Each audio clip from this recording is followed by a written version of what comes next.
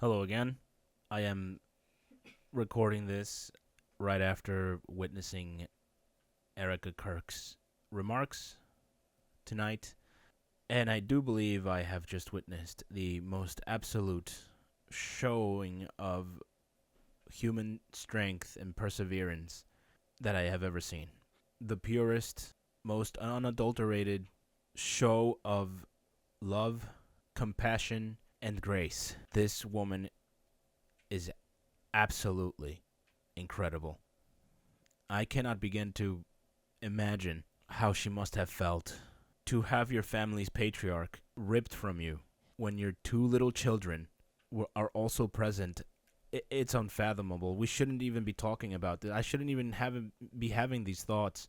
But unfortunately, this is reality and it has happened. But to witness that, and she had absolutely no obligation to do this whatsoever. If she never wanted to show her face again and live happily ever after with her two kids, I say happily ever after, but uh, I mean no disrespect, but obviously grieving with that, with the loss of her husband. But if she wanted to never show her face again or her kids, which they never did, I wouldn't blame her. But to come out here and declare that Charlie Kirk's movement, her husband's movement, would not end with this, and when she said that this would make Turning Point USA, TP USA, bigger and stronger than ever, I have zero doubt that that is exactly what is going to happen.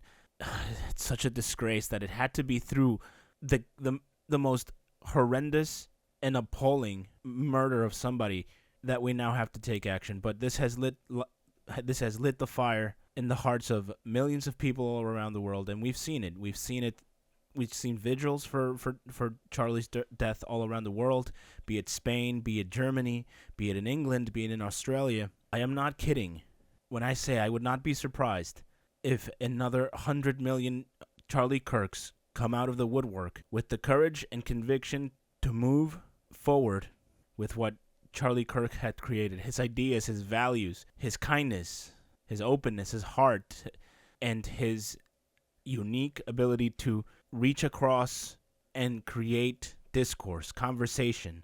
I am at awe at what I've just watched. I saw, I felt the grief in my heart. I cannot believe it. She mentioned how her daughter asked where her dad was when she finally came home. And I don't know about you guys, but I've always had thoughts of mortality and, you know, attempting to think of what's beyond life. And I always get stumped because I come to this void where I cannot know what's not perceivable, correct? When she said this particular line, when she said, "What do you say to a 3 year old?"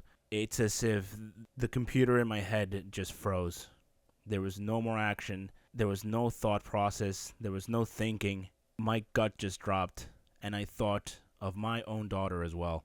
Just a maelstrom of the worst things that could happen to me couldn't compare to what would happen to my wife and daughter if what happened to Kirk would ever happen to me, would ever happen to any father out there, giving his all for his family, for something that he loves, which was his country, his faith, his beautiful wife, his beautiful young kids that he protected with all his might.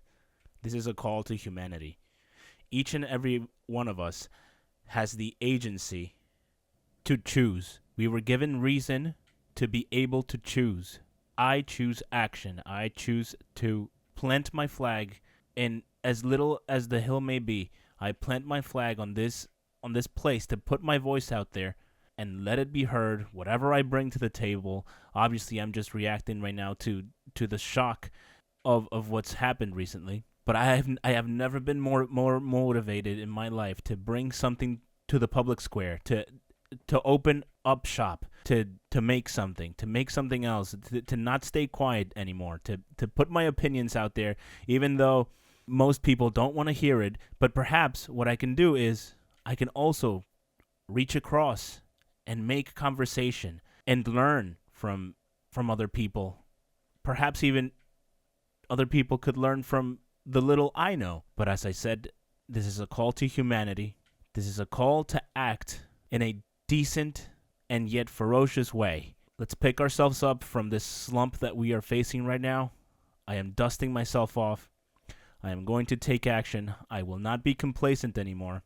And I will try my damnedest from here on out, even while even like most of you, working a grueling job, I will make time for this new hobby that I'm picking up, and I will set goals for myself, and I'll chip at them slowly but surely, and I'll make something that I can be proud of, just like Charlie did his foundation, and even most his crown jewel, that beautiful family that now has to live without a father.